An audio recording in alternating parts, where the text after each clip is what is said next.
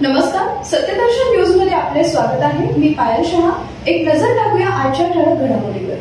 नितेश राणेंचं पुन्हा वादग्रस्त वक्तव्य। वाकड्या नजरेनं बघाल तर चुन चुन के मारेंगे। भाजप आमदार नितेश राणे यांनी वादग्रस्त वक्तव्य केलंय।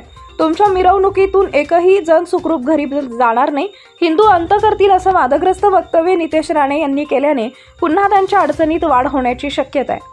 नितेश राणे यांनी केलेल्या वादग्रस्त वक्तव्याविरोधात अचलपूर पोलीस ठाण्यात गुन्हा दाखल करण्यात आला आहे। दोन धर्मात कटुता निर्माण होईल अशी वादग्रस्त वक्तव्य केल्याचा आरोप नितेश राणे यांच्यावर करण्यात आलाय। भाजप आमदार नितेश राणे यांच्या नेतृत्वाखाली अमरावतीच्या अचलपूर शहरात हिंदू आक्रोश मोर्चा आणि धर्मसभेचा आयोजन रविवारी करण्यात आले होते।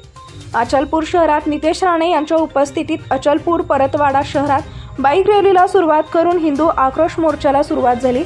बाईक रॅलीनंतर जाहीर धर्मसभेचे आयोजन करण्यात आले होते।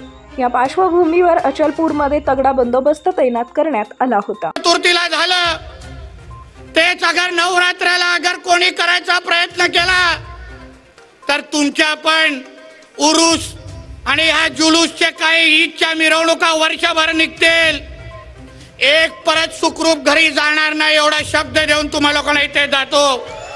कारण का सुरुवात तुम्ही लोकांनी केली आहे आणि आम्ही अंत करण्याचं काम हिंदू समाज करेल, एक लक्षात ठेवा।